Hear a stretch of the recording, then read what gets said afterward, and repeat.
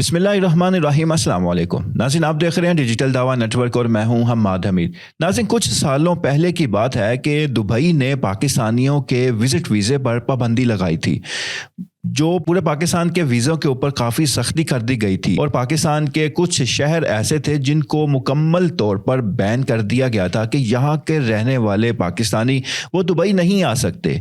उसके लिए पाकिस्तानियों ने जुगाड़ यूज़ किए, दूसरे शहरों में मुंतकिल होकर वहाँ से वीज़े लगवाए, वहाँ से पासपोर्ट बनवाए और यूँ उन्होंने दुबई जाना स्टार्ट किया।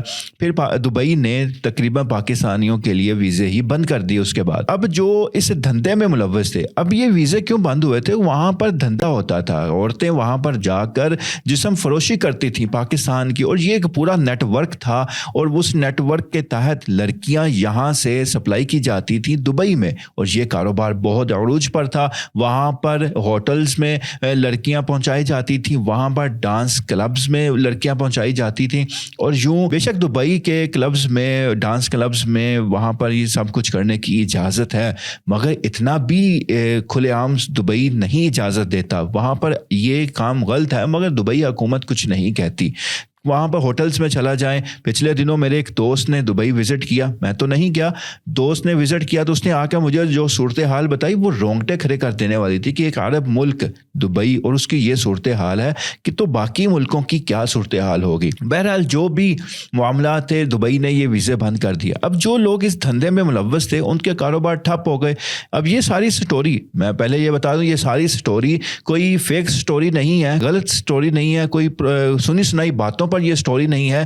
ये FIA के डिप्टी डायरेक्टर जो हैं उन्होंने ये बात डॉक्टर अफान कैसर के साथ गुफ्तगू करते हुए ये इंकशाफ किया। उन्होंने कहा कि अब ये जो ग्रुप थे जो लड़कियां सप्लाई करते थे, जो ये जिस्म फरोशी वहाँ पर होती थी, अब ये लोग सऊदी अरब की तरफ मूव कर रहे हैं। अब ये उम्रे की आड़ में लड़कियां, ख़वातीन वो यहाँ से जाती हैं, उम्रे का वीज़ा उनके पास होता है, वो उम्रे के लिए वहाँ सऊदी अरब जाती हैं, मक्का मदीना जाती हैं, और वहाँ पर जाकर वो इस घनौने काम में मुलव्वस पाई जाती हैं। उन्होंने कहा कि ये चीज़ हमारे नोट में आई, हमें ये चीज़ पता चली तो हमने इसके ऊपर तहकीकात की, और उसके साथ उन्होंने कहा कि कई बातें हमें मालूम हुई कि हमने एक ऐसी फैमिली जो रिच फैमिली थी, लाहौर की DHA के रहने वाली या किसी पॉश एरिया के रहने वाली वो फैमिली थी, और उस फैमिली के साथ एक ऐसी खातून थी जिसने अबाया पहना हुआ, तस्बीह उसके हाथ में है और वो विर्द कर रही है, जिक्र कर रही है, और बताया गया कि ये मेड है, मतलब कि काम करने वाली है, हमारे साथ उम्रे के लिए जा रही है। उन्होंने कहा, डिप्टी डायरेक्टर FIA, उन्होंने कहा कि मुझे शक हुआ, मैंने उस लड़की को साथ लिया और उसकी इन्वेस्टिगेशन की। इन्वेस्टिगेशन से पता चला कि वो लड़की उम्रे के लिए तो जा ही नहीं रही, वो तो जा ही जिस्म फरोशी के लिए जा रही है। और उन्होंने कहा कि ये एक ख़ानदान था कि जो मैं नाम नहीं लेना चाहता, उन्होंने नाम नहीं लिया कि वो कौन लोग थे, कौन सी फैमिली थी, मगर उन्होंने इस काम को रिवील किया।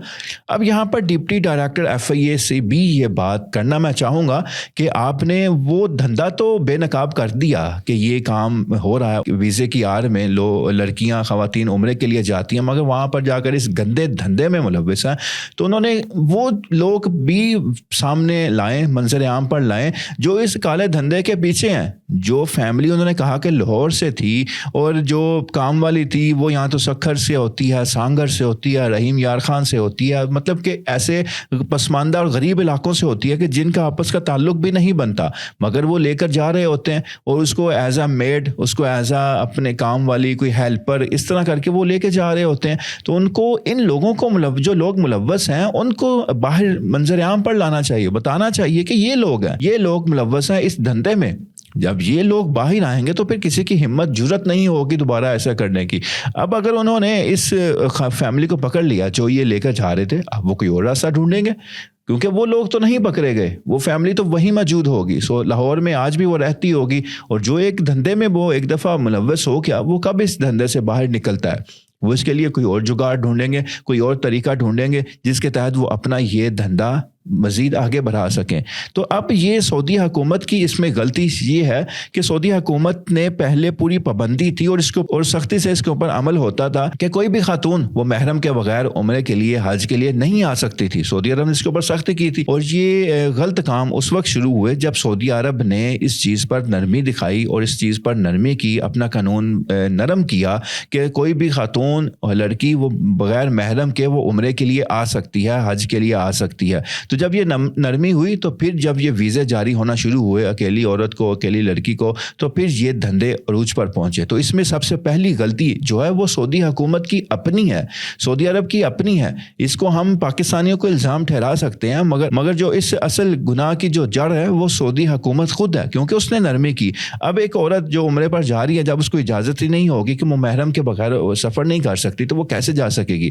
تو اس لیے ابھی بھی اگر اس چیز کو روکنا ہے تو جہاں پاکستان کو اپنا کردار ادا کرنا ہوگا, تو اصل کردار سعودی عرب کو ادا کرنا ہوگا کہ وہ اس چیز پر دوبارہ پابندی لگائے کہ محرم کے بغیر کوئی بھی عورت, کوئی بھی خاتون, کوئی بھی لڑکی وہ حج کے لیے, عمرے کے لیے سعودی عرب نہ آئے, تو پھر ہی یہ کام ختم ہو سکتا ہے.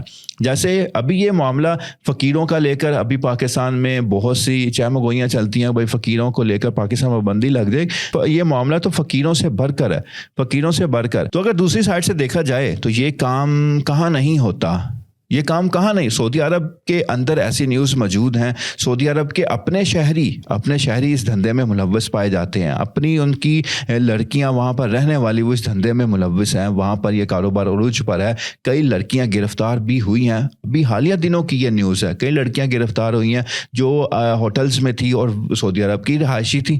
تو اب یہ ہم مورد الزام اگر ٹھہرا سکتے ہیں تو وہ سعودی عرب کو ہے کہ جو اس کو اجازت دی. اور دوسری بات, جو ڈاکٹر عفان القیصر نے یہ ویڈیو بنائی, اس ویڈیو بنانے کا مقصد شاید مجھے یہ لگا ویڈیو دیکھ کر کہ گویا کہ سعودی عرب کو ایک بدنام کیا جا رہا ہو, کیونکہ انہوں نے اس چیز میں ٹوٹل الزام سعودی عرب پہ ڈالا کہ سعودی عرب میں مکہ کے قریب یہ چیزیں ہو رہی ہیں. اب سعودی ایک ہوٹل ہے, ایک خاتون ہے, لڑکی ہے, اس کے ساتھ کون ہے, اس کو محرم ڈکلیئر کرے کون کہ اب سعودی حکومت تو نہیں جانتی وہ اس چیز کو. تو سعودی عرب کا جو ایک نظام بھی اس سے اس کے اوپر ہونا چاہیے کہ وہ پتہ چلے کہ بھائی کون, مگر ہر چیز کے اوپر نظر رکھنی مشکل ہے کہ ہوٹل میں کون کس کے پاس کیا کرنے کو جا رہا ہے اور کیا کر رہا ہے وہاں پر. تو یہ نظر رکھنی, پاکستان کے آپ حالات دیکھ لیں تو یہ کہاں پر چیز نہیں ہوتی. ہاں, مقدس شہروں کا احترام وہ ضروری ہے, مقدس شہروں میں مکہ مدینہ میں اگر یہ کام ہوتے ہیں تو پھر وہ غلط ہیں. یہ ہم مسلمانوں کو خود سوچنا چاہیے. اس میں سعودی عرب حکومت کا بھی کوئی کردار نہ بھی ہو, اس کا کوئی قانون نہ بھی ہو, سختی کرے, مگر ایک مسلمان ہونے کے ناطے ہمیں خود سوچنا چاہیے کہ ہم کس راستے پر جا رہے ہیں, ہم کس نظریے کے ساتھ جا رہے ہیں. ہم عمرے کا ویزا لے کر, عمرے کی ٹکٹ لے کر ہم جہاز پر بیٹھ کر سعودی عرب اترتے ہیں, مکہ مدینہ جاتے ہیں اور وہاں اس گندے دھندے کے لیے, تو یہ ہمیں خود, ہمارا دل یہ ملامت ضرور کرے گا کہ یہ کس کام کے لیے جا رہے ہو. مگر جنہوں نے اپنا دین بیچ چکے, جب اپنا جسم بیچ چکے, تو پھر غیرت کہاں باقی رہتی ہے. اللہ حافظ.